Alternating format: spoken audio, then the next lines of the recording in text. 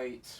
It is the return episode of the Spartan Underground, coming to you from the new official podcast studio at Foster Brazilian Jiu-Jitsu in Kent, Washington. I'm honored to have my first guest on the return. It's my longtime great friend, Luka Hocevar.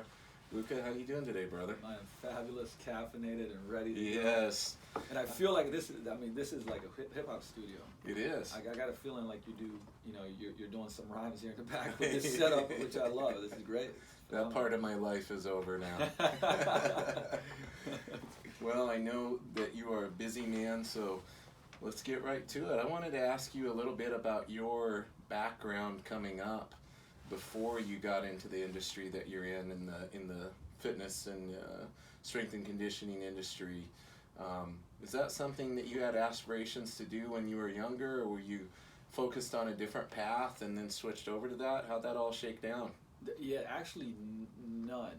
There's these like multiple underlying stories. Sometimes I tell a story and I have to connect the dots because there's a lot going on. But I grew up in communism, socialism, '81, and which was still Yugoslavia before the war, and I would say back then, like playing a sport, and just where I'm from, like sports, physical culture is still just a huge part of life. It hasn't seen the demise that it has here in the U.S., which is sad. It's still not the way it used to be, but point being, like, always playing sports outside. I had two brothers, fought a lot, and all that good stuff.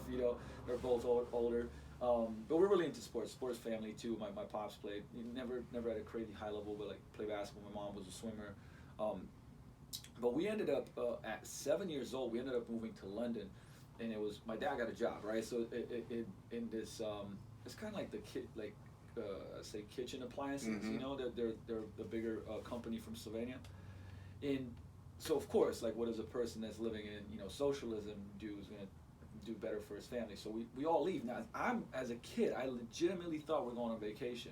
Oh, okay. So you didn't realize you were relocating. No, I wasn't completely there with that whole idea. Yeah. But it's crazy because my pops, just like 2 weeks from living there, he drops me off at school, like just a regular school, and he's like, "All right, man, pick you up at 3:30," and I'm like, what? Yeah, what are we doing? And I just know, like, yes, no, my name's Luka. That's right, it. Right. So, but that's how my parents did a lot of figure it out parenting, which I appreciate today.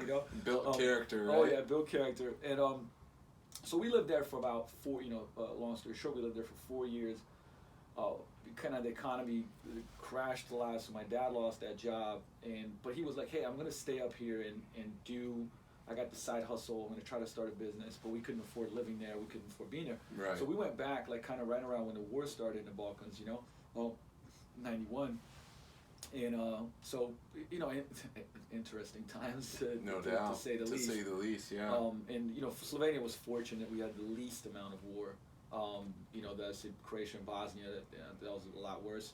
But I had one of those, I was like, today I'd be on ADHD meds all day long. Yeah, you would have been classified as one of those Absolutely. kids, right? You probably are like, want to give me some meds right now, which is understandable. I've just been spending all these years knowing you, trying to figure out how to bottle your energy and turn it into a supplement. And, I know. And your ability to run on very few hours of sleep. Mm. If I could capture that. Which I've improved on, but the Luka juice is still real. I want to just call it Luka juice. Trademark. Trademark that. Patent pending. Oh yeah, and you know what? I'd be very into that, right? It's like it's part Totally. of my character. Like, I got my own energy drink. Yeah, absolutely. And but back then it was like basketball was it for me. Like basketball was your thing. Was like, I played a lot of sports. I was one of those kids that for my primary school, which is the earlier. That's like the 1st through 9th grade in Slovenia, right? I did everything, like track and field and soccer, like just everything I could. But basketball was it for me, and from that age on, honestly, all the way up until my aspiration was to be a pro ball player. Yeah. That was it, and I also in starting age about 12 to 13, I started so. It was me and my brothers, my mom, my dad was away, living away in London.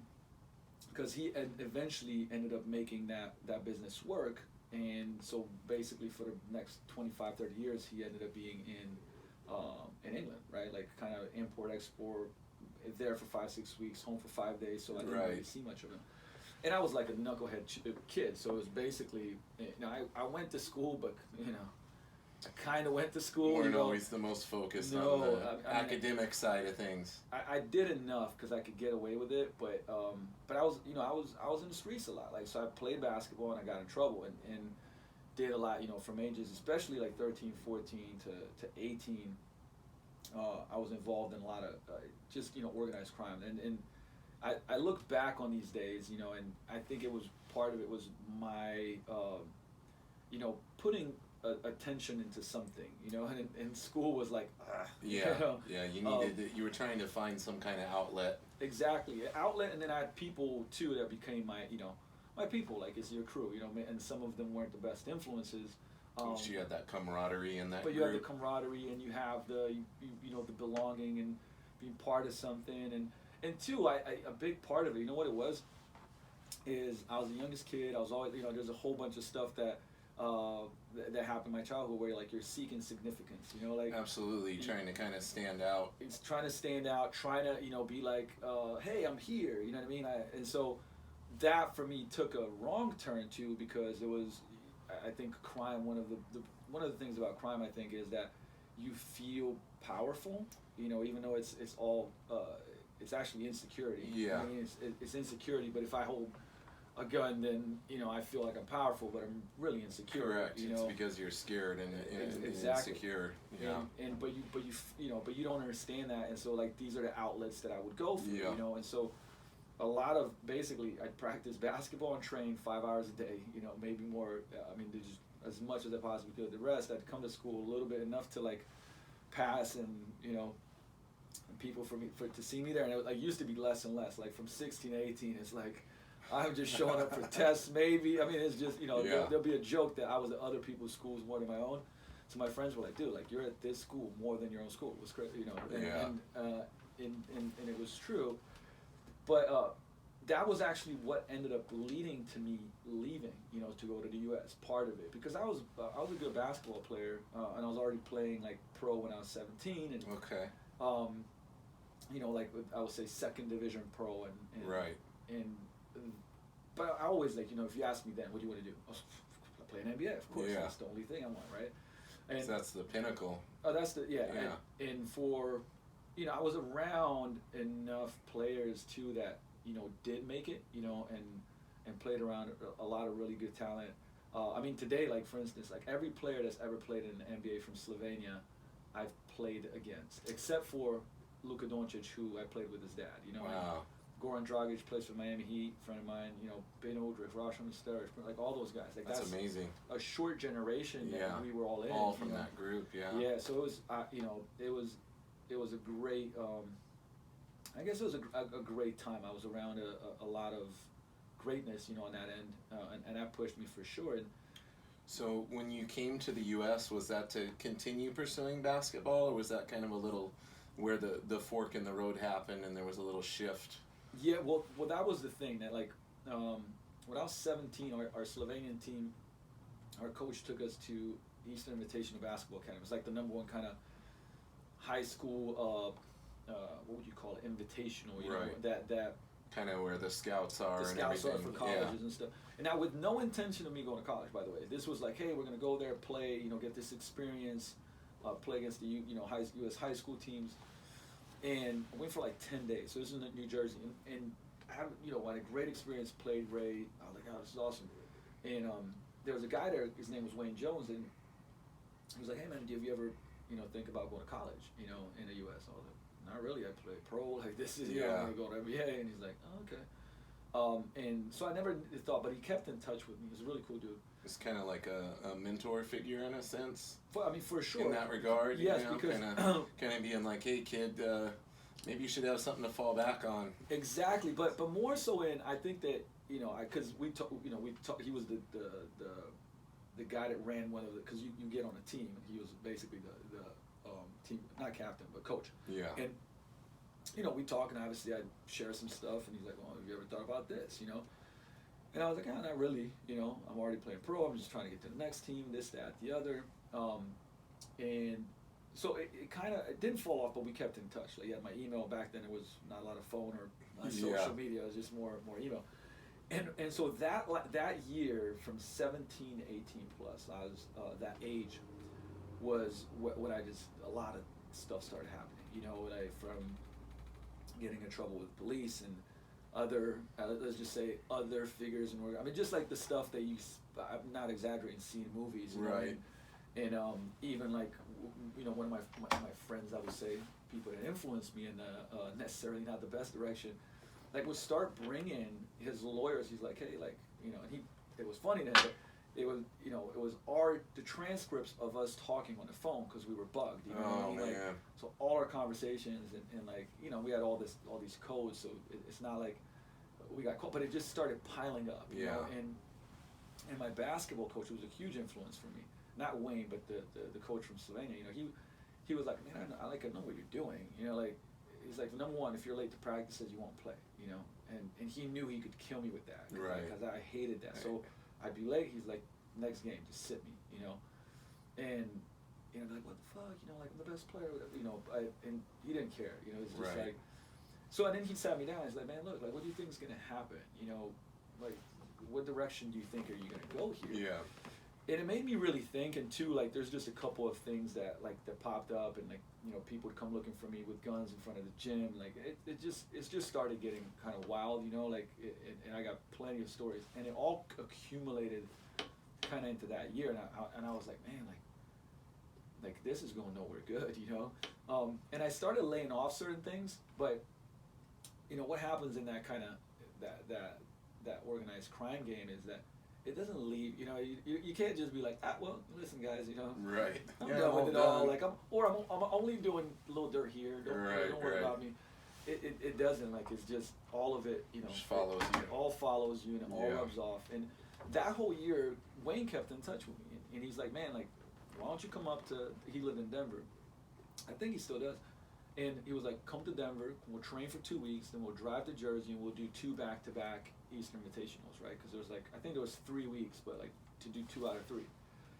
And there was, I remember writing this email, because I was at home, and it was just like the previous month was just like you could snatch it out of a movie. I'm like, okay, like, if I don't do something and change something, like, what's gonna happen? Yeah, where are you gonna end up? And you kind of, the thing is too, when you fall into that life, you start.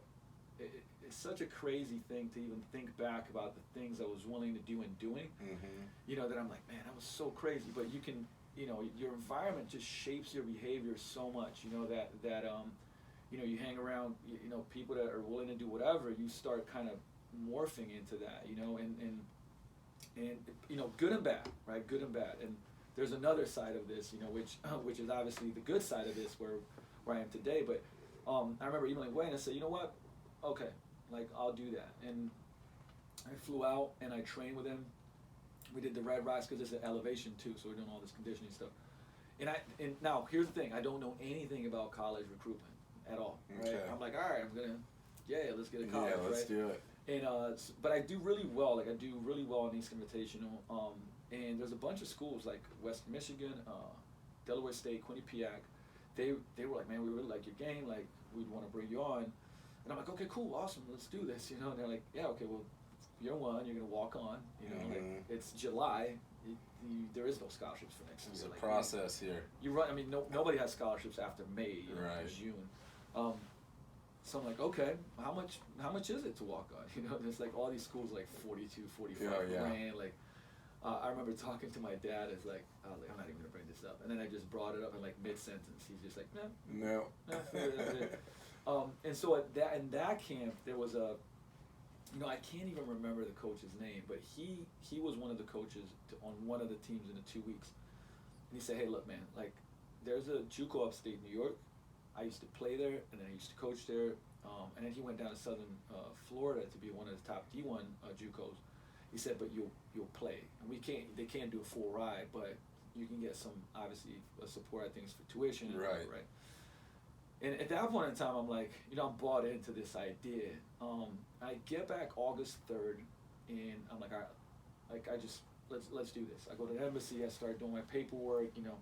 And even like my family and friends were like a little thrown off by like how, the decision was pretty quick. Pretty swift.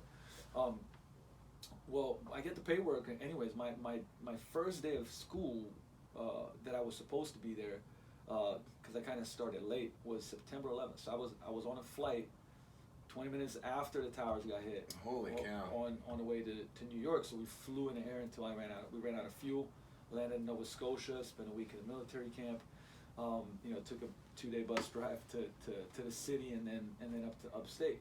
And that was the beginning of kind of like my adventure in the U.S. And then I did 2 years of junior college in upstate New York. I did 2 years in Southern Virginia at Full Ride University, and then from there, from there I went and played pro basketball. And so this whole underlying, the reason why I say like there's a bunch of stories here, because I think it's important to share, is like I started, training hard when I was 9, right? But I started lifting weights when I was 14, when my mom opened, so she worked at the bank half the day, and then she opened up a gym with a friend. It was like a little small 1,500 square foot gym, like membership. You'd come in and do your thing, right? And so, and I was a scrawny, like, man, I mean, like I'm 6 foot in my sneakers, kind of. Right. Not the tallest basketball. When I was 14, I was, really short, right. shorter, scrawny, like not built. Would never get, wouldn't get picked. Like, I was on that downside of, kind of the genetic pool of basketball. Yeah. And so I started lifting, and it was like these. I was really fortunate because it was one of the top powerlifters in Slovenia, trained at that gym, and at the bottom of the building there was one of the guys. It was just a little gym, and it was a gymnastics gym, and like the guys that trained there, I can't remember the second guy's name. One was Elias Pega, like we're talking about 5-time world champion in the straddle. You know what I mean? Yeah. And they'd come up and train. Like they'd show me all this stuff, so I didn't even know how good I had it back then, right? But I got stronger. Like I built muscle. I could jump higher. I started muscling people on the court, and I was like, yo, this works, Yeah. And so that was the first, and it helped me build confidence, strength. I looked better. I could do stuff. People were like, man, like Luka couldn't touch the rim. Like this dude's hanging on the rim. What's going on? Right. So it like that was my first kind of sell into strength training and performance training. And then I was like, if just this helped me do this, what if I learn all these things, right? So I started studying training for personal gains, and when I was 16, 17, my basketball coach was friends with a guy, his name was Srđan Đorđević. Like, if you can say, I'll give you $100. But he was a top track and field coach. Actually, he trained Marilyn Adi for her last, I think, 6-7 years of her career. And Brigitte Bukovic, silver medalist, 92 Olympics in Barcelona in 110-meter hurdles, right? So he was like legend. Yeah. And basically he was, I was like, man, can I train with him? And so Boris went to him and was like, hey, I got this kid, he's a nutcase, like he wants to train. And so he was like, yeah, if he comes here in the morning, before school, right. thinking I wouldn't come, but I came. You did. I came 2-3 days a week. So I'm training with Olympians, speed stuff, weighted sleds, how much, EKG, muscle activation stuff, and like I'm asking, I'm the kid. It's like, hey, why are we doing this? Why right. Why are we loading this much? Why foot fire? Why this long? So, and all these people were like super cool. Like I remember training with Brigitte, who was one of the world's best hurdlers for half a decade at least. Yeah. And she'd be teaching me how to do foot fire and this and why, and I was so infatuated with the performance side because I was like, how can I become the most powerful, jump the highest, be the most conditioned? It was kind of an ends to a means for absolutely. Being better for your sport. Yes, initially. That's what it was. It was all about the basketball, but underlyingly, I really enjoyed that, and I would read articles for days, and I'd order books and you name it. So by the time I went to college, I went there for basketball. So it was like, well, what do you want to do? I figure you got to know business. All right, I'll do business management. But then I ended up doing all these electives that were, where a professor was like, why don't you just do a minor in exercise science kinesiology? You already got all, and I did because I was so intrigued in the stuff, right? Right. And I was always lifting. All my teammates were like, dude, what are you doing? and I'd be showing them like I'd already be like, nah man, do this. You guys, what you're doing is dumb, right? Like, and I'd break it down like, no, because like this is how much 30%. You produce way more force, and this is power, and this is So strength. you were gleaning a lot of the details about the training from being immersed in the training with those individuals and Absolutely. high-level athletes, but you were actually absorbing and retaining the information. Yeah, because I attached the knowledge of the things that I was learning to my progress, right? I was like, if I know these things, I can, kind of craft my own destiny, I guess, Yeah, exactly. in the performance field. And in Slovenia, when you're younger, you go to school, like they make you read Dostoevsky, and, Waiting for Godot, and and you got to write essays on it. And like, as a kid, especially one that was just all over the place, I was like, I don't read this stuff, like, ugh, right?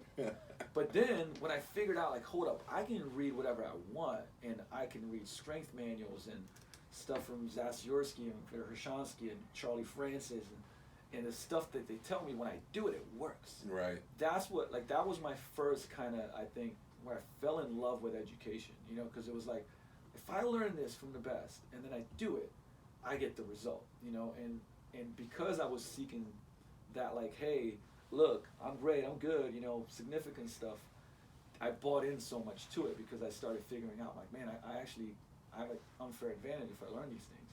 So, it turned into, so underlyingly was always there from that age, it just never was, it was hiding behind, like, the basketball, right? So once we, I would say, I played 3 years of pro ball. I went to Ukraine, played for a number of teams in Slovenia.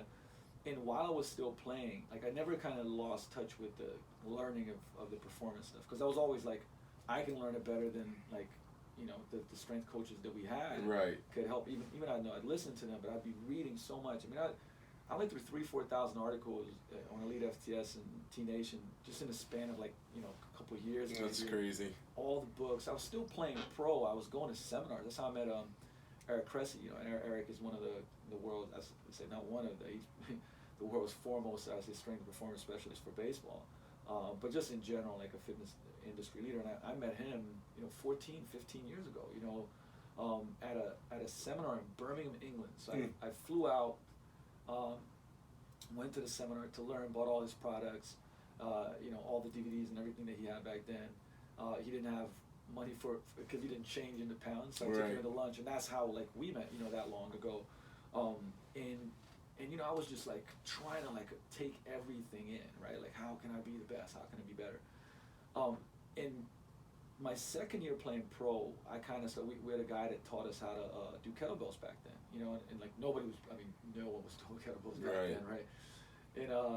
And so we trained with him, and I really fell in love with kettlebells. And my brother was coaching some people, and he said, hey, look, I don't have any more time, like, to coach these guys. You want to coach them, make a little bit of money, And pro sports is like this. This is the side, and this will make sense. I'll connect the two stories. People think you play pro sports like you're just balling and making tons of money. Yeah. I went 2 years where 1 year we barely got paid, and on paper the contract was good, but team runs out of money. Economy's not doing good, so the sponsors don't give the money that they said they would. Exactly. And you're doing two-a-days for 2 hours, and lifting weights, and you're not making $1. So I'm like, shit, okay, extra money. This, like, guy hasn't paid me for 4 months. Yeah. And I started training them, and it was like, I really enjoyed it. Number one, it was like I really enjoyed it. Number two, they go to my brother and they say, man, like, you're good at this stuff, but man, it's your brother. Like, there's, I don't know what, but like, there's something about him. Like, he's like, he talks shit to you, but he does it in a loving way. And he makes you do stuff that, like, and he's really good at it. Like, he understands this stuff. So my brother's, came with, like, I guess you got a thing for this, And so I was doing that, and then I trained at this gym called Sokol, and I just wrote an article for and it was a pretty widespread magazine. Because it's like, imagine, it's the equivalent in Slovenia, much smaller obviously, but like LA Fitness here, right? Like, it was a franchise, kind of like small box but big box there, I guess. Right. And so they published it, and it was like this article on, like, 59 things that cause back pain that you don't know about, and nobody wrote an article like that before that. But I was studying so much stuff that I was like, oh, let me write this, right? Yeah. and it blew up, and like now people started coming to the gym like, oh man, you're the guy like from back pain, like you can help me with back pain. And so people started asking me to train them, and I was like taking some people on because like I needed some money too, you know. And, Yeah. and the thing is that like I started enjoying it. So my day started being like this: get up in the morning, practice ball, lift weights, run my brother's translating agency sometimes to make a little bit extra cash, train like 3-4 hours, go back, play ball. You know, it was nuts. Yeah. And then we started this group in a park called Tivoli, which is like outdoors, you know, like hills, woods. They have like these obstacle courses in Slovenia. It's pretty cool. And we drive out there with our car, pull out kettlebells, ropes, kegs, and we train this group. And it started as a group of 3, you know, and it started, and it got to 5, and then to 8, and then to 12, and 15.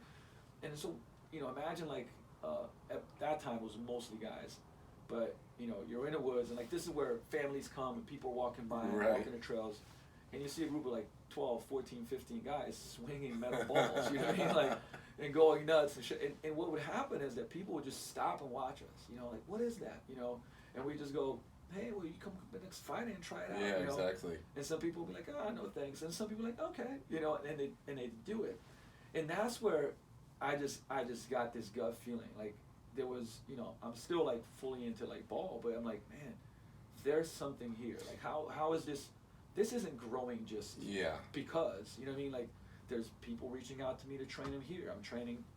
I was writing the programs for our basketball team because my coach was like, who does your programming? You know, because I'm like 206 pounds and I'm dunking on people, you know? Right. And I'm like, oh, I write my own program. It's kind of like my hobby. I love doing that stuff, you know? And he's like, what? Like, would you write it for us? I was like, give me an extra $250 a month. I'll do it, you know?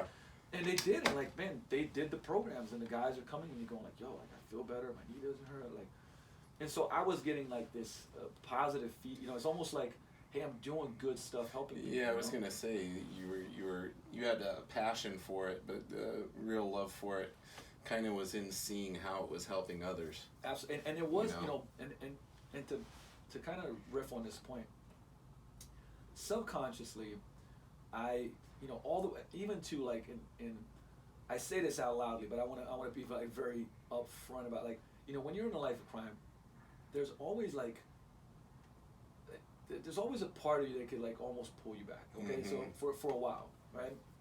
And like even in my senior year of college, hopefully my professors aren't listening and trying to like press charges or something, but I was still like doing stuff, like running an operation in my 4th year of school, because my mind would always go to this entrepreneurial thing, and what I knew how to do then was like, you know, sell dope, and it was but the problem was is like, you don't feel good about that. So you don't do deep down inside, you don't feel good about doing those things. You don't, you know, and so you have this kind of I don't know, existential crisis, you know. So when I started playing ball and I started training people, like I consciously was like, man, I want to like tip the scales. I've done so much, you know, shitty stuff and dirt in my life, especially my teenage years, you know, up into my early 20s. Like how do I tip, you know, whether you want to call it karma or whatever else, right? Like how do I tip the scale so that in my life the scale tips really, really hard towards, man, that guy was a person that gave back and paid forward and made, you know, people better and helped them out, versus like, you know, he took and he just looked out for himself, and which was, you know, a good amount of, I would say, my especially like 15 and, you know, 21. But for a decade I was in some way involved in doing dumb stuff, right? Like, and so the feeling I got from training people and helping people, and like people going like, yo man, like I feel so much better, I lost weight, like I'm faster, like the reward was nothing external. There wasn't a money reward. It wasn't you know, a reward of I can buy, you know, gold chains and Motorola voice activated phones before anybody had them, you know. Like it was like, man, I just, the feeling of like helping this person out, like, is making me feel great, you know. And I was like, man, like there's something here, you know. And that year I went to my brother and I said, dude, like, we have to open a gym, you know. And it was like, what, huh? And dude, I'm telling you, we gotta open the gym. And so I was back then like married, you know. I was seeing and engaged to my college sweetheart, so like we had a long distance relationship, which obviously sucked. And so at that point in time, it was like, okay, somebody's gonna have to move. Like, there's no way we're gonna do this. And it just, was more logical and easier for me to go to the U.S. Spoke the language, knew the coach, like all of that, than her going to Slovenia and leave her dance job. So I kind of knew I was going. Right. It was coming. My brother knew it because we'd have conversations. He's like, man, like you're gonna go soon. I don't know when, but soon. And I was like, man, I know, but like, this is something we can't pass up on, and it took me like months to convince him to, invest in like 3,000-4,000 euros in the kettlebells and some other stuff, and another thing, and my friend Giga, who now runs that gym, like basically, my brother and two of my best friends run the gym in Slovenia, and to convince them to do this, you know what I mean, and I actually, what's crazy, I hired a consultant. He was the kind of like the gym guru in business in Slovenia, and for me, I paid him a lot of, like, for that consultation, I paid him a lot of money. Right. And I was like, here's my idea, and I'm like been fired up since I came out the womb. So I'm like, dude, I got this idea, and like we're training people in the woods and like the kettlebells, and it's gonna be bodyweight training and kettlebells and like more functional stuff, and he's like, man, like your enthusiasm is crazy, but it's not gonna work. There's a reason there's no gyms like this, that's why it's all big box. There's no market for it in Slovenia. And like for an hour and a half, like I ramp on how it's gonna be the greatest thing, and he ramps on how it's not, And at the end, I'm like, well, I was literally like, well, that was a fucking waste of money. I'm still gonna go do this, And he's like, okay, and I finally convinced him. We started in a 470 square foot room. By the time I left, we went from that, because it wasn't packed all day, but the times that we made available started getting just busy. That's a small room, it fills up fast. And so then it was like, man, like this is real. This is real. And we went to 2,200 square feet.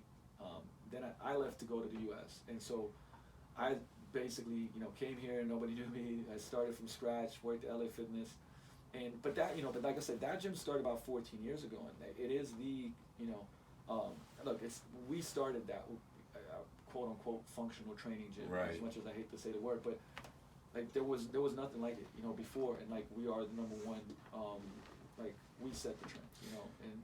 Yeah, and for people who aren't aware, like fast forwarding to present time, you own the Vigor Life building in Renton, Washington, and this was a goal you had expressed to me, gosh, probably close to when we first met or shortly after. I mean, we had talked about it several times. You had like a 3 or 4 year goal of, I'm gonna buy a building, and it's you had the vision for what a great thing it could be for that area, and the services you wanted to provide to the community and helping people, and now today it's a reality. It's real. And it's interesting, the parallels between our stories. For me, minus the life of crime part, but just how it ends up to where you end up on the path that you're on, really without planning it to be that way. For me, getting into teaching jiu-jitsu was never my plan. It was a side thing, right? It just happened, and very similar to what you were saying, like people start showing up and asking, hey, how much does it cost? And it snowballs, and you end up on the path that you're intended to be on, I guess, even though it was something that you maybe didn't anticipate ahead of time. And I think I'm sure you get this question quite a bit. I think I have a better answer for it today than I have for a long time. Like people go like, how do you find your purpose? Or how do you find a meaningful work and things like that, right? Well, first of all, you don't find it by sitting on the couch and thinking about it, right? Like it's something you can't think your way out of. But one of my mentors, John Berardi, who's phenomenal, like owner of Precision Nutrition, he has this thing where you find your purpose, and there's specific questions on how you can do that, right? And then you figure out your values and then your unique abilities. Now, that won't give you the answer, but it'll narrow your path. Yeah, it'll start kind of guiding you towards correct what potentially fits for you. Because, for instance, like I enjoyed training, so it's like when I look back and it's like, and I liked helping people, right? But helping people is too wide. You could help people being a nurse, you could help people being a waiter, you could help, right? There's a lot of ways to do it.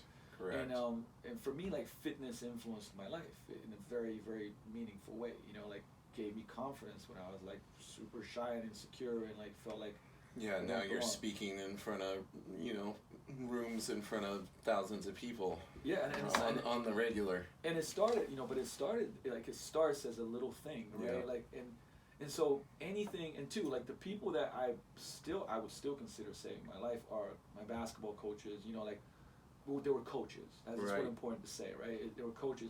So I regularly say, and I 100% believe, like if I didn't, I don't know what happened, but the way things were going, if I didn't have more love for ball and fitness, I would have gone, full blown. Yeah, the other way. It would have not been a good thing. So, Yeah. you know, to me, like obviously that's a kind of origin story where it, me doing that for others is like such a meaningful thing. Yeah, absolutely. And you just have to be aware. Actually, there's this great drill of like, texting people you care about and trust and respect, and it's like 5-6 questions, and it's like, hey, what do you look to me for? Right. What do you think that I'm awesome at? What do you think is my unique ability? How do I best help you? And you send that to like 6 to 10 people. What's gonna happen is that not just random people, like people that you're like, I'd send it to you, for instance, right? I'd send it to you, you might send it to me, some other, mentors, friends, that you'd start getting stuff back, and you'd see a kind of like a line run through certain themes, right? That everybody's saying some similar stuff. Right. Well, that's probably your superpower, your unique ability, right? You might want to go in that direction. That's telling you something, right? Yeah. So for me, like I can tell you right off the bat, like I am not I'm organized for myself, but I'm not organized. I know you're the same way too. Like, Yes. As I walk into the office, I'm like, oh my God, this is so nice, and you're like, yep, that's not me. Yeah, exactly. And that's Miss Amy. Hell yeah. My lovely wife. I was like, Amy, you are hired. Yeah. Best decision we ever made, bringing her on board here full time. Oh hell yeah. Yeah. Everything is so much It's smoother. so much smoother. I feel like your stress level is going down significantly. Bro, I was telling somebody the other day, I used to have, and you probably noticed it, but on my cheeks I would have this rash, and it's rosacea. Yep. My mom has rosacea, and mine would get really aggravated because of grappling, and obviously having the ghee material scrape across your face doesn't make it better. And I always thought it was caused by like dietary or too much caffeine, too much pre-workout, whatever. I thought that was exacerbating it. But her and I were talking the other day just about how much better we are mentally and how our stress has gone down, and like literally almost to the day of her starting here back in March to now, I haven't had that rash completely. It was all stress induced. Isn't that crazy? Yeah, it has completely gone, cleared up, skin's great. You know what's crazy? Like, and you know Steve Krebs. Yeah. He has the same thing. Yeah. So I'll know, like, basically if I see know him, when he's if I'm really seeing him, like, stressed. he's been stressed out, bro. He's Yeah.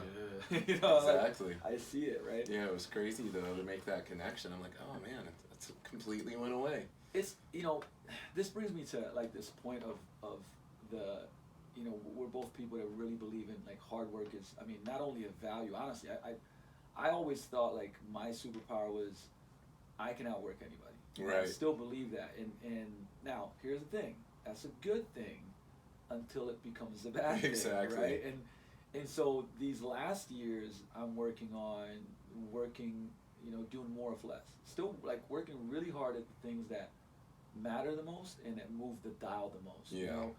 Because otherwise what tends to happen is you can start believing too much in this identity that like if you don't work 16-hour days, then like you're, I don't know, less of a human, or you're not do good enough or whatever.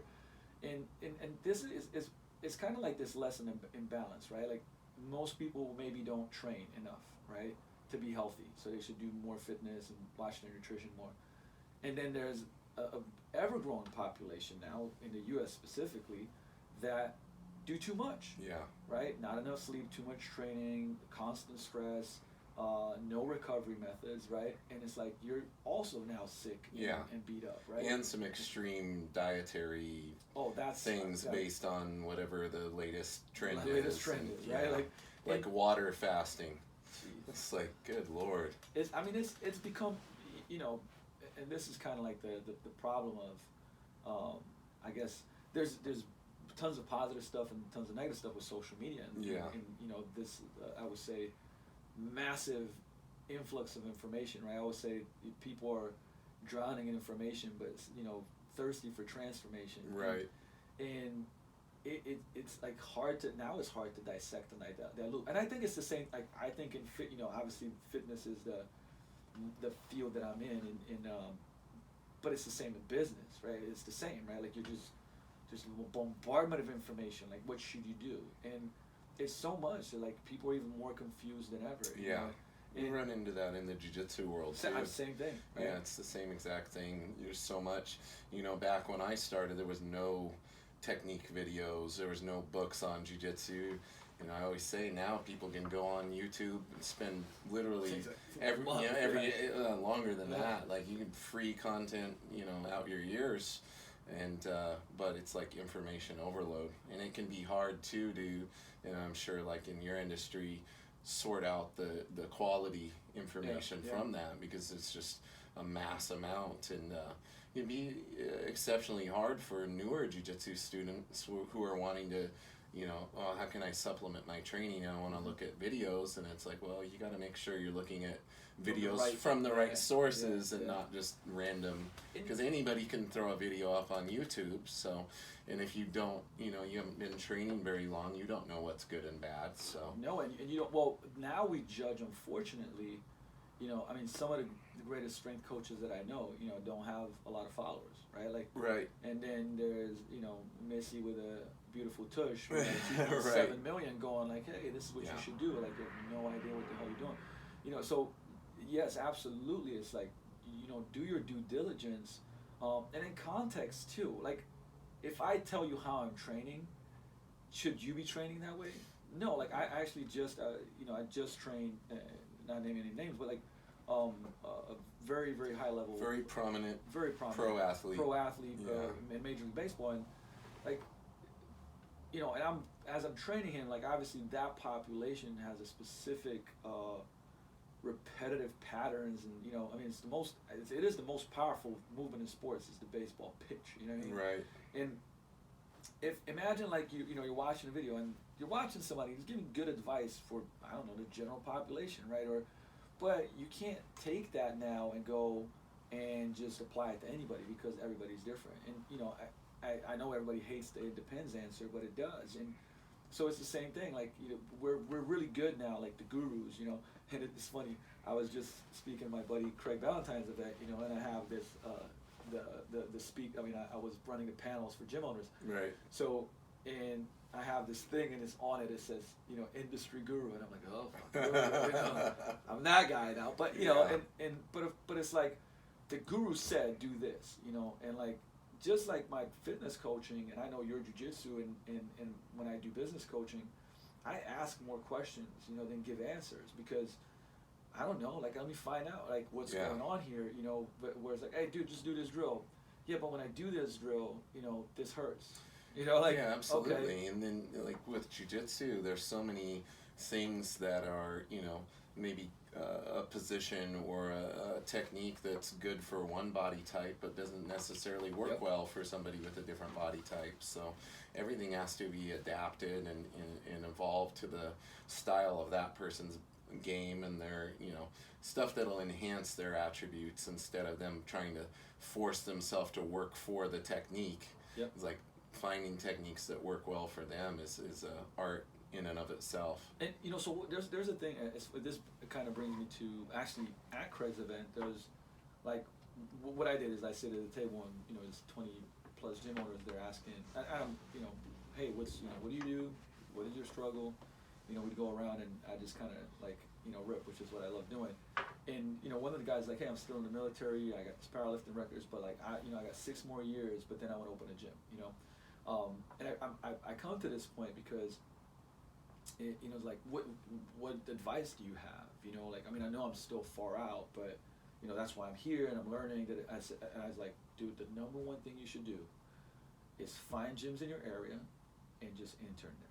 Right. Like, what I mean, first of all, like, yes, study the books, get the courses, go to seminars, right? But then go into a real world location that does great work on the training side of things, and they're also like a healthy company, meaning Mm-hmm. they're not going bankrupt, right? Because you want, what do you want to learn? Well, you want to learn the how you actually coach people in real life, you know, and that get results, and treat them right in the customer experience. And then you also want to learn like, hey, how are they doing marketing and sales and like, you know, same thing, retention stuff and customer experience, like in the real world, Yeah. right? Not in a How does theoretical. it actually How work? does it actually work? Yeah. And it's like, and you do an internship there for 3 months, go another great place. And like, if you do that for the next I don't know, if every year you did one, Right. you do 6 internships in the next 6 years.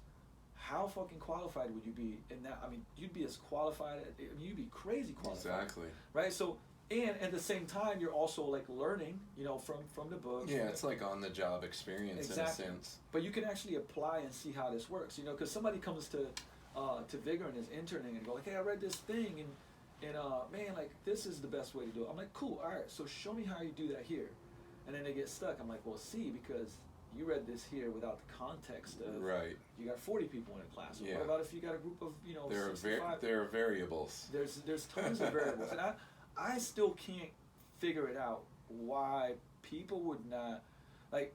I mean, this next year is insane for me. Like I got, you know, I signed next week, but like I verbally agreed to a book deal by a big fitness publisher. I got another self-published book that I'm going to do, and like just one, you know, it's insane, right? Like insane amount of stuff. Now, if I wanted to be great at, I don't know, let's say I wanted to get even better at real estate stuff, right? And the best guy in Seattle on flipping houses, because that's what I wanted to do, right? Right. Was like, Luka, listen, I need some help. 15, 20 hours a week. Help me out. I'll teach you everything. Like, but you're gonna work for free, man. You're gonna follow me here. Like, I need you to be here. I need you to do this. Yo, listen. Like, I'm gonna find 15 to 20 hours Yeah. a week on top of my schedule. And guess what? The last thing in the world I'm gonna say is like, what does it pay? Yeah. What does it pay? This guy's the best in his field. Yeah, he's gonna Like, give you I should be paying invaluable, him. yeah, invaluable information. Absolutely. You know what I mean? Like, you wanna, Yeah. hey, you wanna get great at jujitsu? Go see James Foster. You wanna learn how to run a really successful, like BJJ, like gym / dojo? Man, go see James Foster. And in another state, there's other people that are doing it the right way with integrity. Exactly. Running a great business, teaching it the great way. Man, study everything that you can from them. Buy their cool, like follow them. They follow that person on IG. Follow their YouTube. Like once you know it's the right person, consume, and then as you're consuming, like apply all day long. You know what I mean? Yeah. And people will go like, well, listen, you are where you are now, but I still see you reading 2 books a week, and like I still see you going to 15 courses a year. It's never ending. And it's like, well, yeah, like this, because it's not a thing, it's a way of life. Yep. Like it's a value for me versus a period. You know, oh, I'm doing this for a period. That's the same thing as going on a 12-week transformation challenge and then going back to what you were doing. It's crazy. Why would you do that? Absolutely. Like, you got to keep, it has to become a part of who you are. You know what I mean? Yeah, you can never stop growing. No, like You know? and that's the thing is, if your value is, you know, we're just doing a team meeting on Sunday, and I'm kind of revamping our values, and you know, one of them is constant expansion / growth, right? Like, but you can ask yourself every day, hey, listen, did I grow today? I don't know. Did I read for 30 minutes? Did I ask Luka to show me this new thing that he learned? Did I go through 20 minutes or 2 modules of a course? Yes, I did. Okay, cool. I'm growing. Like I'm doing. Like it's part of my life, right? If you go for a week and go like, no, I haven't done anything, is growth really your value? Yeah, I don't probably know. not. You know, am I opening the door for everybody, or am I just opening the door for, you know, the hot girl that I want to impress? You know, you know, growth isn't. Growth and convenience aren't always aligned with one another. Rarely. So it's like, Very. you know, and we live in a very much of a convenience-driven society. So for people to really make the effort and make the time, it's something that, you know, you have to come to realize that's what you need to do to be great in any area that you're trying to be great in. You have to make the time to study, make the time to be mentored, and to take in the information, and to take in information without preconceived notions or putting up walls, you know, not being willing to receive the information. Yeah. That's huge. The empty cup. Yeah, I mean, The there's, empty you know, cup. unfortunately, just like any industry, there's, you know, instructors or groups who think that they don't need to look at anything outside of their own group.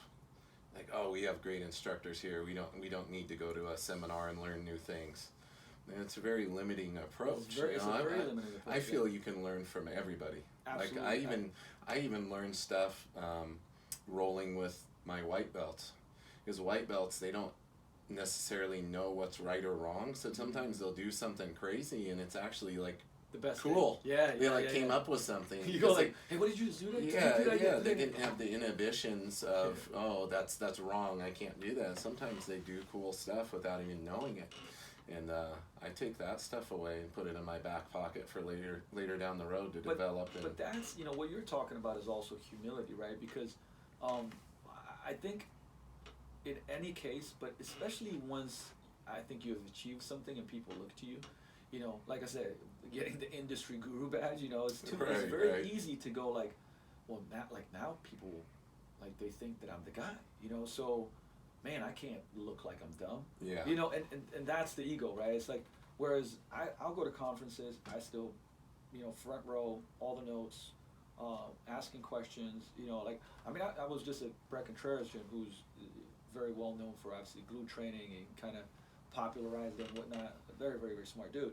At his gym, like, man, I show up and like I am literally like I'm 16 years old again. Yeah. I'm just like, and I may know a lot of it, but the thing is, I have to be receptive to the things that are being said. Yeah, exactly. Because then I'm learning. And you may know, 98.9% of it, but it's that little tiny 1% or even less sometimes that can make all the difference. Absolutely. In the world. And if you feel like, here's the thing: if you, in a sense, act dumb, like, you get the most out of it, right? Because as soon as you have I already know that, like, boom, you're blocked off from learning, right? Yes. Like, and so it's funny. Some of my friends are like, dude, you signed up for that guy's course, like, you know more than him, and I'm like, yeah, but like, there was, man, like 15% of the stuff I went through is like really good, and I never thought about that. Yeah. And we're not doing that. Like, man, that 15% is really valuable, Yeah.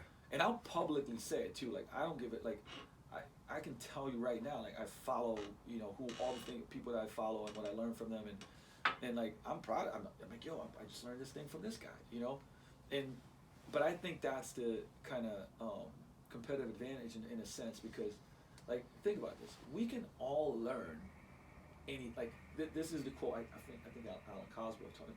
He said, "You can learn anything that anybody's ever learned as long as you're willing to put in the work." Right. Think about that. Like, anything. Like, the best way to do this, this grip and this hold and this submission, and you can learn it. Like, if there's no excuse other than the unwillingness to put in the effort and the work and the I would say the intention and focus in it, right? Like, so when you think about that, there's really no excuse. There's only like interested people and committed people, and my buddy Satema, who also was an NFL champion with the New England Patriots. One of the things that he said that stuck with me was, he said commitment's three things. It's like, it's doing what is required, doing what you said you do, and doing it despite of emotions, feelings, moods, and thoughts, right? Right. Because, number one, required. So, look, if you're like, I want to deadlift, 400 pounds, and like right now you're at 200 pounds, and I'm like, okay, well, listen, that's gonna take you, maybe a year, You're gonna have to train like 3-4 days a week, and then the person shows up 6 months later, it's like, dude, I'm not even at 250. Yeah. And I'm like, yeah, but you've been training once a week. You're not doing what's required, and that's what's happening a lot nowadays. And I see it too, and I won't even like bash on millennials or any of that. Look, there's people that do and there's people that don't, but I get a lot of this stuff where like, yo, Luka, man, I want to do this thing that you're doing, right? And I'm like, okay, cool, well, I've been doing it for 15 years, and like working crazy hard and just fall in love with the process, but here's the requirements. And it's like, well, but I don't want to do those. But that's what's required. Yeah. Like, it's not, to pass this test, you got to get 80%. If I got 40, well, dude, it's not what's required. Within jiu-jitsu, there's a lot of, it's human nature to compare yourself to other people. So there'll be a lot of instances of, well, I started around the same time as this guy, but he's already got his blue belt or whatever. And it's like, yeah, well, within your reality, he's only here when you're here. But he's here another 4 days that you're not. 4 or 5 other days that you're not. Yeah. You're in once or twice a week, and he's in 7 days a week, but you only see the 2 days a week. Yep. When you're both here, and you think you're on the same track, and it's different. And that, You know, it's the quickest way to get discouraged is kind of comparing your journey to the journey Absolutely. of others.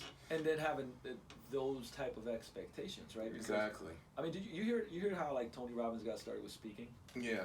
You like basically, you know, he went to these speaking courses and classes, and they were like, hey, to get good at speaking, like, you know, you got to speak. You know, you got, because you're gonna get feedback, and then you can make it better, and you kind of keep course correcting, right? And in a year, this guy's like getting paid to speak a bunch, right? And the people that were with him in class, like we did the work too. Yeah. And some of the guys that like did pretty damn good would go and speak once a week, once every couple of weeks. Well, Tony Robbins was setting up 6 speakings a week. Yeah. So by the end of the year, he's done 250, 300, right? Exactly. While the other guy was actually doing pretty damn good, you know, did 40. But that's like almost, you know, that's 8 times more or 6 times Yeah. more, right? So 6 times the frequency, and every time he would be like, hey, what can I do better? I record myself, or like, hey, let me make it a little bit better next time, right? And so now you can't be like, well, I want to be where he is. Well, then you got to put in that work and the frequency, Yeah. right? Like, and it may take you longer. and it may take you longer because we're all nobody is different. the same. Yeah, Because we're it's, all different. you know, best analogy is fat loss, which, you know, the world of obviously a lot of what we do at the gym, you get, you know, person A and person B, and like they could be, actually they did these, this is very interesting, that identical twins study, right? Yeah. They did an identical twin study and followed them from, I forgot what age, but it was like for decades, right? And even though, you know, they had the exact same DNA, right? One of them was 50 pounds overweight, one of them was like, you know, at normal weight. Right. Right? So obviously the environment and the changes, like, shift, even if you're identical, genetically identical, right? Yeah. Because that one, you know, the one twin had their experiences, the kind of like nature, nurture, and things that were around, and the food they were eating, and losing weight, gaining weight, and metabolic adaptations, right? Like, it's just like different lifestyle, different so you can't go like, well, that guy, you know, made that much money or did, you know, lost that much weight. Like, I want to do the same in the same amount of time. The only thing that you can do is commit to the behaviors, right? Like, that's my favorite thing to, like, okay, let's map out a goal in your business. Let's map out a goal with your body, and then let's reverse engineer it. But let's not reverse engineer just the benchmarks, which is what people love to do, right? Right. In a year, I want to make this much, so next month I should be here, right? Yeah. What I do is we break it down into behaviors. Okay, what are the behaviors that you have to do, the daily actions that you have, and habits you have to achieve this? Right. And the thing is, if you just focus on those, here's the thing: you'll probably get to your goal the fastest. But now you're not judging external things, like in, you know, with your body, like you could get sick or gene stuff, or you have, I don't know, you have gut issues or something, right? So even though you're doing the right things, it's not moving the dial like it is for somebody else. Yeah, you have those limitations. Exactly. But if you check off the behavior, hey, I got 8 hours of sleep. Hey, I got my workout in. Hey, I ate, you know, enough protein with every meal. I got half a plate of veggies. You know, those are behaviors, right? Those, and you tick them off, and you can look at that and go like, man, I'm doing the right things. Yeah.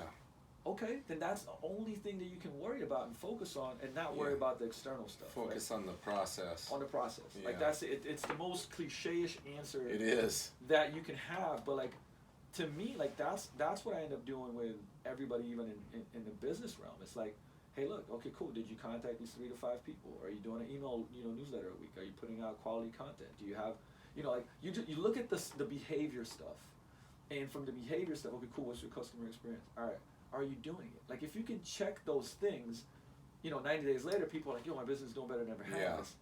But before, they were like, I gotta make this much. Yeah. Okay, like, cool, what are you doing? You know, and it's Exactly. like, well, no, like, tell me your day. Like, how are you operating? You know, that's what you can influence. You can't influence the economy, man. Like, you know. Yeah, exactly. I try to tell people to, you know, focus on the process and to, you know, ask yourself, do I know more than I did when I started? Am I better than the version of me who first walked into the school? You know, most people can say yes to that. Yep. You know, are you better than you were a month ago, or do you know more? Not even necessarily better, but do you know a couple more things that you didn't know a couple months ago? Well, yeah. Okay. Well, you're improving.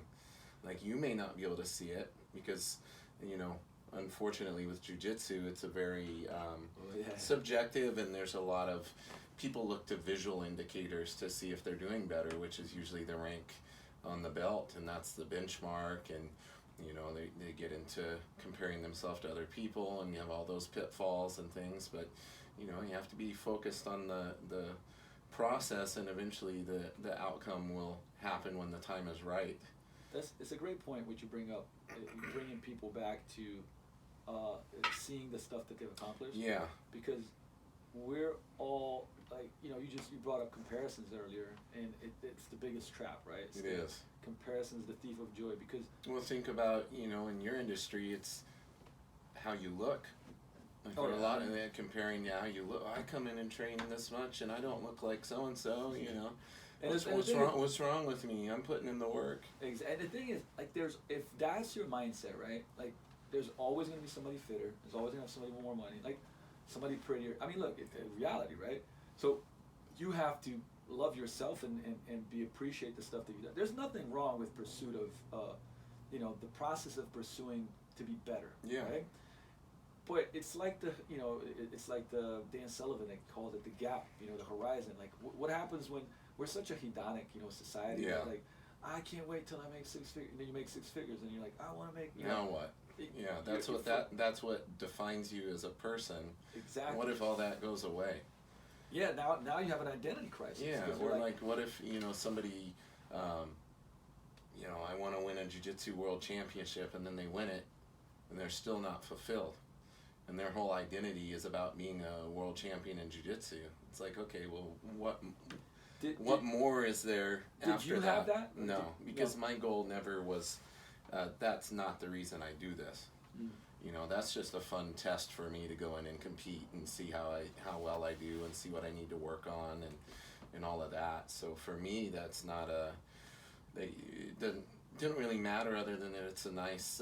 I was doing it for other people. Like, I felt like I was, you know, carrying a lot of the causes and things that I believe in with me, and kind of doing it for that purpose, and to shed light on those things, and of course for the challenge for myself. But beyond that, like, it's a nice resume piece, but really it's not what defines me.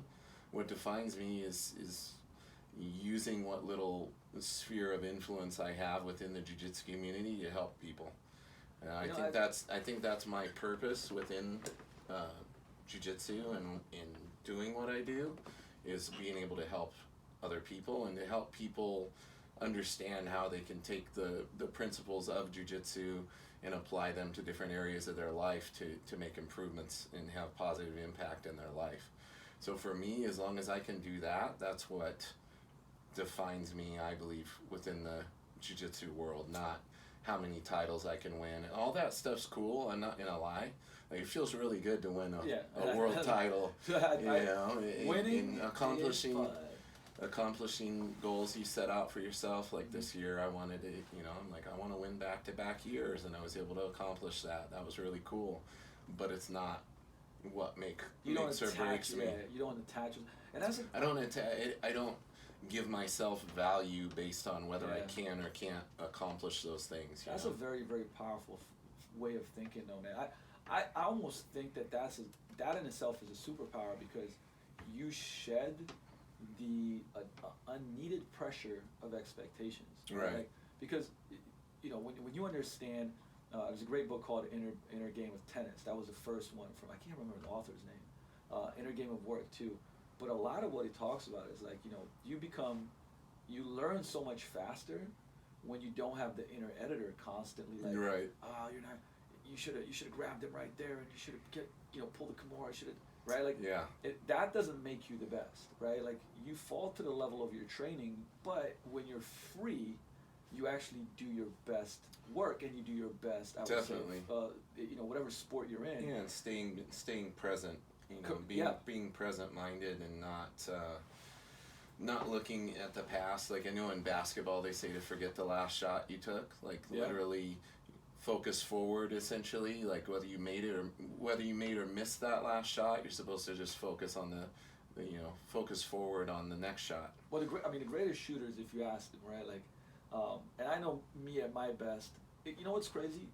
As you bring this up, if I was completely like expectation free and just being myself and playing, man, like there's games where just like you're unstoppable, right?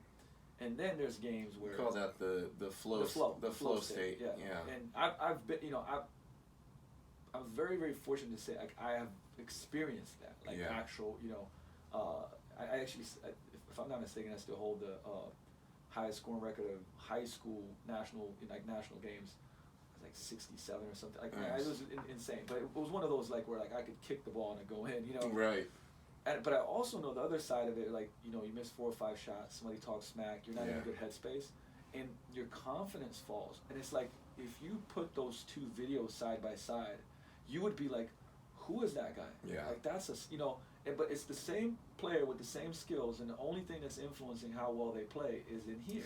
Absolutely. Right? And for me, I've lost way more times than I've won, but I've had some big victories that people tend to remember. But I've lost way more than I've won, and but that's not what defines me. But why? Because and I know we've talked about this. Right. Because you go into that, and you go like, okay, I lost. What are the things that I'm learning from this match? Yeah. What And even when I win, I'm still learning. like I was beating myself up this year because I didn't have the opportunity to get more finishes. Like I finished my first opponent, but then I wasn't able to finish the other 3. Like, and part of that is props to them. They had really good defense, and I felt like if I opened up my game a little much to go for the attacks, like they would have capitalized on those opportunities because they're all at that level. They're all world class. So, but even then I was like, man, I should have done this or should have done that. But then I, refocus and go, okay, we don't have any control over that or influence over that other than what I do from here forward. Next time I'll be able to maybe approach it differently, but I don't have the ability to change that at this point other than maybe making some adjustments in the training and whatnot, and focus on the things you have the ability to control and influence. But people get stuck they both get stuck in focusing on past failures as well as past accomplishments. I think dwelling on those past accomplishments too can be just as dangerous as focusing on the failures, because if you get a little too big-headed, it's like and cocky, underconfident, overconfident. Yeah, right? it's like being overconfident and being underconfident are both equally as dangerous. Correct. Yes, absolutely. And I experienced that. I had a match where I went against a person that I had basically had a training session with in the past, and I was like, based off of the training session, I was like, oh man, I'm gonna smash this person, and I went in way overconfident, and I ended up getting caught. And I'm like, oh, okay. I was borderline cocky. Like I was like, oh, there's no way. Took it lightly, right? That's why I tell my students, you have to treat like it could be somebody that you've beat like 10 different times in the past, but if you face them every time, you got to treat it like they're the best in the world. That's a great point. Like in weight training, I say treat the lightweight heavy so that the heavyweight can feel light. Yeah. Because every rep you're patterning something. Exactly. And, most people get injured actually lifting light weights, like lighter weights, warm-up sets and whatever. And it's a great point because the power, I think we even talked about this last time, the power of mindset. Yeah, and the mindset was what really helped me transcend and go to that level where I did start doing well at the black belt level. Mm-hmm. Yeah, and it's because to me there's skill sets and then there's mindsets, right? Like you can't if you've never shot a basketball, no matter what your mindset is, like you're not going to do well. Yeah. But the thing is, your mindset will enhance your skill set, and so those 3 I think are critical: mindsets and skill sets. So skill set you can break it down. Like I don't know, business is like sales and marketing, right? Like leadership. In jiu-jitsu you could go like, here's all the skills that you need, right? Then there's the mindset part. Then I think the third one is radical self-inquiry, right? Which is basically like the awareness, like, hey, I'm doing dumb stuff, in communication and behavior, and I'm getting too cocky. Check yourself, dude. Yeah. Or hey, I'm feeling like really unconfident. Like, hey, check yourself, do something about it, right? Like and radical self-inquiry is, like, I think really important when it comes to leadership. Somebody might listen to this and go like, well, I'm not in a leadership position. Right, well, actually you are. Yeah. I don't care where you are, you can be a leadership. You can have leadership behaviors. Yeah. And if you don't have self-inquiry, and like in just this last week, I've experienced this, right? When I'm standing there in a conversation, and I'm watching somebody who's not aware that they're offending somebody else, right? And I'm like just looking like, no self-awareness. No self-awareness, So it's before you can. Here's the problem, in coaching, and I know this goes the same for you in the business of, martial arts and jiu-jitsu, is you have to have self-awareness before you can have, you have to have self-management before you can manage a client. Yeah. Right? And there's a lot of people who are like, oh, I'm trying to keep this person accountable. I'm like, dude, you don't even keep yourself accountable. Like, how are you going to manage somebody else when you can't manage yourself? Absolutely. How are you going to be aware, like, how are you bringing up somebody else's faults when you don't see your own? Yeah. That's why you have no empathy, right? Yeah. You can't see it. And so the radical self-inquiry is, to me, part of that is this: surrounding yourself with people. Like, if you called me up and said, hey, Luka, man, like, when we were spending time the other day, dude, you did something, I felt like it was disrespectful, I felt like that was inappropriate. And if I love and respect you, you'd be like, damn, dude, like, what was it? You know, and I was, it's hard to hear, but I'm like, okay, I gotta make sure I don't do that again. Like, I gotta really work on this thing, right? So surrounding yourself with people that will, one, like, bring it up and challenge you on some stuff and go like, hey, man, like, that's not cool. Like, here's what happened. Yeah. Here's why this is not okay. And like, here, let's make sure this doesn't happen again, right? Because now, sure, like, you make a mistake, but now you can get better. Now, if you're around people they don't even have that awareness. Yeah. Now you're just ingraining these shitty behaviors that become a norm, right? Like, oh, well, I don't know. Like, nobody ever told me that was wrong. I was telling somebody last night, I gave a little talk in class, and I was talking to some people after class, and I said, that phrase, respect is earned. Mm-hmm. Like, I don't believe that. Like, I don't believe in that approach. I believe in treating people with respect up front, unless somewhere down the road they give me a reason not to respect them. Right. And I was also saying that it's important to understand when you do have an interaction, and maybe not a positive interaction with somebody, or somebody comes off the wrong way, you have to realize, like, everybody is fighting an unseen battle that we're unaware of. Me being in the position I'm in, I'm aware of a lot of these battles, because for some people I'm the only person they have that they feel comfortable coming to and sharing these things they're dealing with, with me. And so I'm very careful with how I treat and interact with people, and I try to give them the benefit of the doubt. Mm-hmm. It's like, a lot of times later down the road you find out they were dealing with some really heavy stuff. Yeah, and really heavy stuff you never would have imagined, and it's like, oh, now it makes sense. Like, why he was struggling, why he was having this problem, or why he seemed off that day, or was kind of, had a little bit of an attitude. It's not an excuse for the behavior, but it gives you a little more of a level of empathy. Empathy, yeah.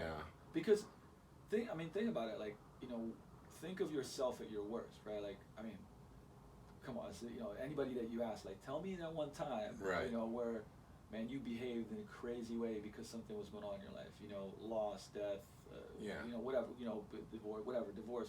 I've been through it all, and like, man, like, I was not myself, and you have an opportunity, like, this is so crazy, man, but like, there's stuff that's happened that people that have, there's a person that listened to my podcast that was like, man, like, I was about to do something really dumb to myself, and I didn't, because I thought of you. Like, I was tearing up when thought of what you would have done, right? Man, it's crazy, and like, So I have this thing in one of my 6 leadership questions for the day is like, where did you elevate instead of escalate? Right. Right, and every day you have an opportunity to like think about it. Like somebody does something dumb, and you can go like, whatever, Yeah. lose your mind, right? But that's just elevating the situation, Exactly. escalating situation. But if you elevate it, it's like maybe like somebody's being disrespectful to you, right? And instead of like going, all right, that's it, I'm gonna show them who's boss, Yeah. right? Going like, hey, I'm curious, like what makes you say that? Yeah. Right? With a non-threatening tone. Exactly. Right? It's like, hey, you must be having a rough day. Like, I'm curious. Like, why would you, bring that up? Why would you say that? I'm like, really, I'm trying to seek to understand, right? And I can't tell you, even on social media now, like, people go like, dude, I saw that person write this. Why didn't you destroy him, right? I'm like, what is it going to do if I destroy them, right? Exactly. Like, sometimes I message people, and I'm like, hey, man, just reaching out. Like, I'm just really trying to understand, where you're coming from. I'm trying to understand why you said that, right? I'm curious, so I can maybe, better explain what I'm doing. And it's crazy, like 6, 7 out of 10 times, people will go like, what? Yeah. And they'll start talking to you normal, right? Like, 3 out of 10 they'll just be, knuckleheads. Yeah. And it's like, and of those course, are sorting out the actual trolls from from the people who maybe just weren't able to express what they were trying to say. Correct. Or And even with the trolls, like I feel like that person, man, I don't even get mad anymore. I'm just like, man, they must be going through some rough stuff. Yeah, like, usually they're miserable. Yeah, and it's like I don't, I'd rather like I'm not getting like jolted by somebody going like, you suck, right? No. My confidence is fine, like. Yeah. And so I'd rather, if I can turn something around, I will. If I can't, here's what I won't do. I won't beat them down. You know what I mean? Like, because beating them down is like an ego thing. It's well, like, and again, going back to what I said, like, you don't know. What are they struggling with? Exactly, right? And and I don't, you've probably heard stories. I mean, shit, like, I read the book Talking to Strangers, a new book from Malcolm Gladwell, which is phenomenal. But and it goes into deeper issues in specifically this country, but in general, and how we're not good at communication. Right. But also like how like this lady got arrested, for not doing anything, and pretty much like killed herself in jail because like this whole sequence of events happened because of a lack of understanding and communication. Right? Like now in this case it was like a police officer, but it wasn't even like it's not about like this, the cops versus us type of thing. It's a communication thing. So there's all examples of how we as humans are just not really good at listening and seeking to understand. Yeah. And we just always jump to conclusions, assumptions, and then 2 people are doing it, right? Because it's like one person does it, then another person does it, and then it's just a battle of like assumptions, and the result is never good, and sometimes catastrophic, to be honest with you, right? So I think about that nowadays, and I'm like, and of course you're, somebody says something disrespectful to you, your amygdala pops up, and the Luka from 10, 15 years ago is like, man, getting the Uzi out, but like, but then I'm like, okay, look, I take the time and I go, do I want to elevate or escalate this, right? Number one, and then I'm gonna do everything because it throws people off. It does. When you don't like pop off back. And you're like in a calm way, go like, hey, I'm sorry that you feel that way. Like, please help me understand, like, so I can fix this or make it better. Because I'm just not aware of what I did to make you upset. That's verbal jujitsu. Absolutely, it's Aikido, right? Because it's is. like Aikido is like deflect and look in the same direction as they do. Wasn't right? the expression a story? Was it it's like a story about the Dalai Lama or whatever, and the guy's insulting him, and he basically doesn't respond, and he basically tells him like, I don't accept your insults, they're for you to carry. Yes. And I heard a great thing the other day. It basically said like just the act of hating someone without physically doing something to them or saying anything, just like hating somebody is one of the only things that does no damage to the person that the hate is directed at, and only you're carrying it and it damages you. I would say it damages you the most. Yeah. Right? Because, I mean, it's the whole analogy of like, it's like resentment, right? Resentment and wanting to, it's like you're holding a hot coal, trying to throw it at somebody, but it's stuck to your hand and burning you, and like, it's exactly. like you're the one that's suffering. You're carrying the burden. I mean, the thing is like, I would say that, kind of forgiveness is more for you than the other person. Yeah. You know? And I think it's the same way. Like and I'm far from perfect, but like I've done a lot of work on myself to be able to let these things go. You know, because now there's a difference between if you bring something up to me and you're like, hey, look, man, I care about you. Here's something there's this thing that you did. This is how it made me feel, or like this is how it made this other person feel. You know, that's somebody being kind of respectful enough to you to tell you that something is out of line with your behavior or values or integrity, right? Yeah. Which I think is great, and we need more of that in our life, and we need more of that without me going like, "What are you talking about, James? You don't know me," you know, like we get into that thing. But you go like, "Damn, okay, how tell me more. Like, why do you feel like I did that, right?" Now you're helping me become a better man, right? Mm-hmm. Now then there's the other side where it's like, where somebody on the internet and somebody doesn't even know, like, man, I have examples from like these last 2 weeks that will blow your mind, right? Like, and I mean, I'd hate to even say this, like, but I mean, right, like I have a bigger social media following now, and more people know you and this, that, the other, and man, like somebody that I used to actually work with, 13 years ago, and to a friend of mine, we're partnering up to do this kind of coaching business in fitness, and he's also pretty influential, like in industry. And somebody emailed them back, like just talking so much smack about me, and I'm just like, and he forwarded it to me. I'm like, what? Like, this is crazy, right? Like, I mean, where a lot of it is like, I this obviously untrue, but the thing is, it's from their worldview, right? Yes. It's from the lens of their how they're seeing the world. And instead, like, I mean, back, I would usually get like really angry about stuff like this. Yeah. Like, man, that's not me, But it says more about them than it says about you. Yeah, ultimately. And I actually was like, man, like, what are they going through right now to where like this is the thing that's taking their energy up? Like, something, I don't know if it's something that good that is happening for me, which I created essentially, right?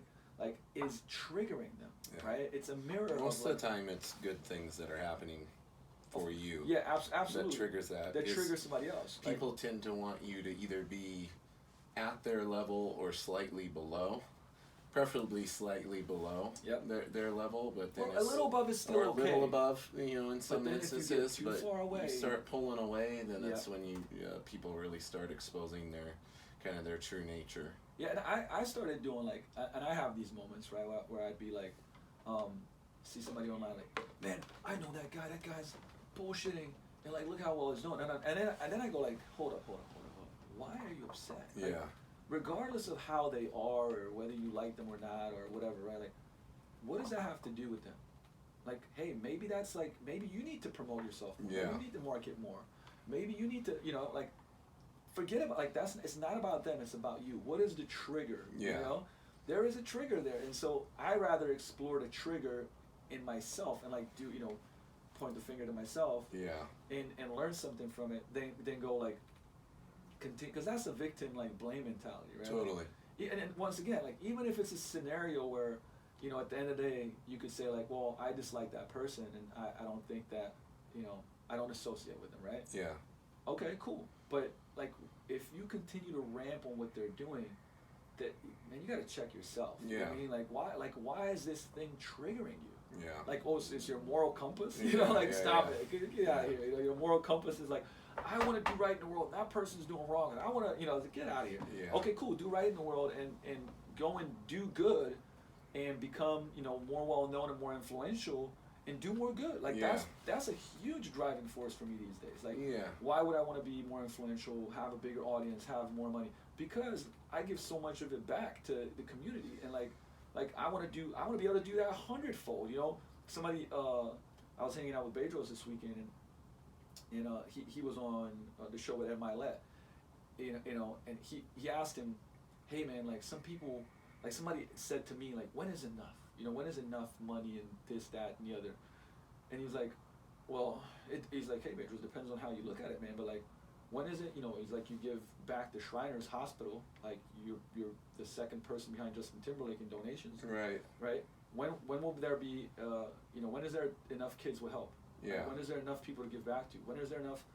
and you're like, and he's like, oh man, like This is that's a never different ending, yeah. mindset, right? Because now, like, you can look at it however you want to, but it's like, oh, Luka, man, you keep pushing and wanting to do more and be more, and like, you know, like, is it an ego thing? And it's like, well, like it used to be, but it's like, what if I'm like, I can't actually do the things that I want to right now in philanthropy because I don't have enough resources, and I need to figure it out, and I will, but like, Right.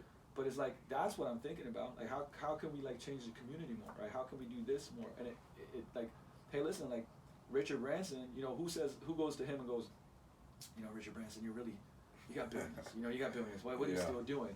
But yeah, I've met and hung out with Richard Branson on Necker Island, and like, which is one of the greatest experiences in my life because he's such a big hero in an entrepreneur space. For me.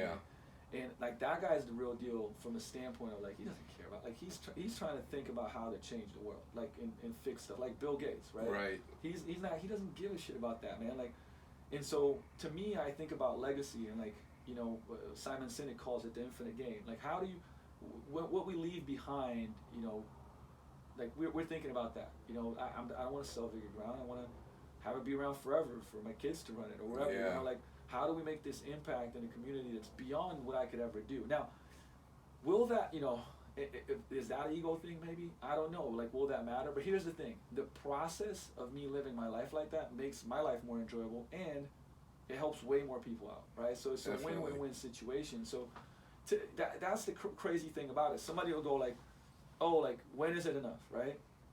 And another person will go like, yeah, when is it enough? We're not doing enough to help all these people. You see what I'm saying? Like, everything in life is such a frame of mind that, you know, you could, I remember when we were rolling and like, when I was getting decently good. Let me not like try to pretend, you know, like my jiu-jitsu game is on like, you know, the Thanos levels, but, and I was defending the stuff that you were doing, and you said, hey man, you want me to take it to the second gear? And I was like, fuck you, take it to the fifth gear if you want to. I can defend you. And then like you submitted me like 17 times in like 30 seconds and nearly killed me. And then I was like, just take it out to the second level. everything is a frame, right? It's all like, a matter of perspective. It's all a matter of perspective, you know, and you can look at that any way you want to, but really I'm just like, all right, like I just asked that guy to go at a speed and a level that I can't even hold. You know, go back to level 2. Let me get better. You know? But it's like that in every part of life, and the questions that you ask yourself will lead you into a certain destination. And I always, man, make sure you're asking yourself the right questions. Yeah, you know? make like, sure you're asking yourself the right questions, and make sure that you're honest with yourself. You know, taking responsibility for wherever you're at in your life.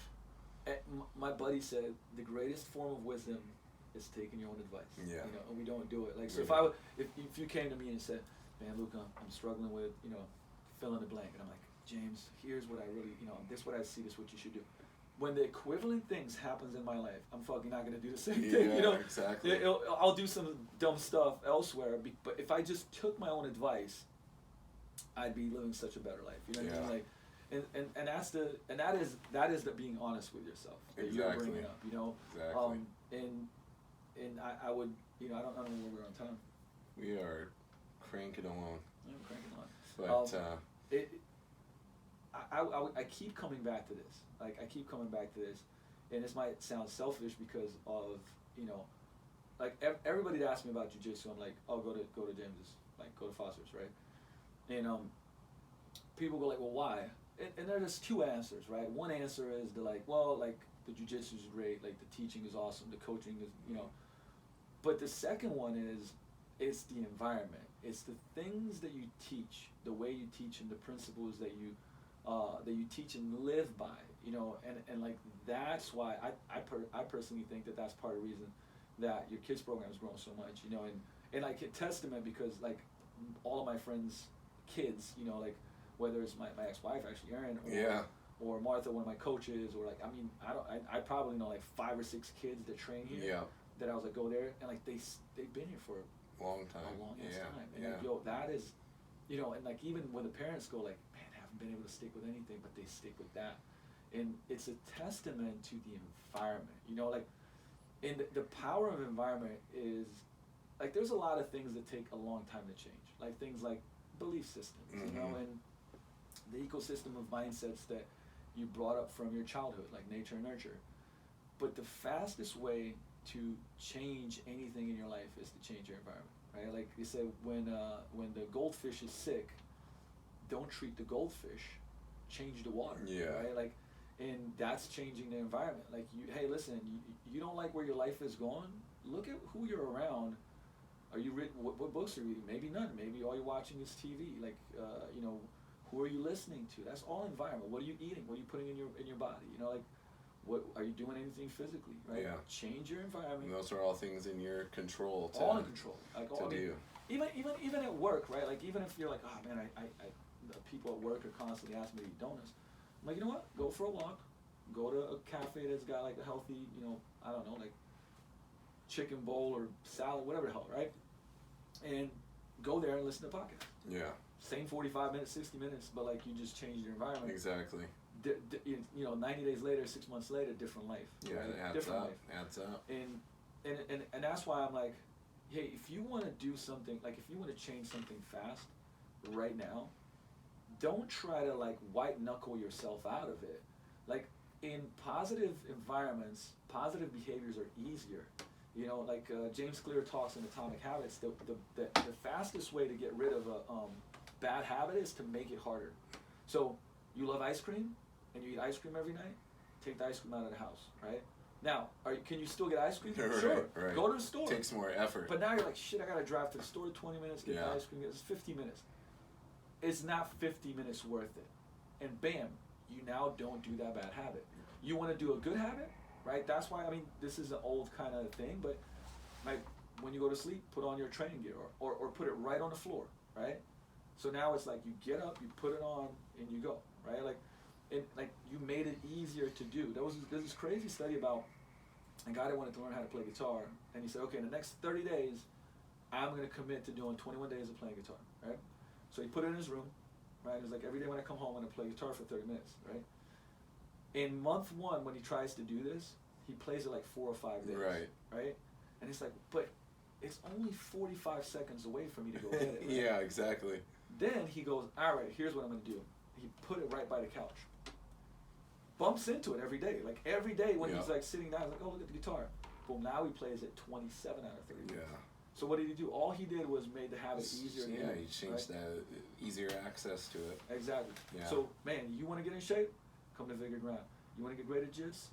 Come to Foster's Jiu-Jitsu, baby. I can't think of any better way to close it out. It's a really long podcast, so to pitch that. It's great. No, I just want to thank you for taking the time to do this today. I know that you're incredibly busy, and just so everybody knows, Luka is somebody that's been incredibly helpful in my life, and is somebody I consider a mentor. Definitely check out Vigor. The Vigor Life building is amazing. We got smoothie bar and we got cryo everything, chamber now. Cryo chamber, everything you could ever think of. Just definitely the best in the entire area. I can't think of anybody better. So thank you so much for being here today. My pleasure, brother. All right, man. We'll have to do it again soon. Yes, sir. All right, everybody. Till next time.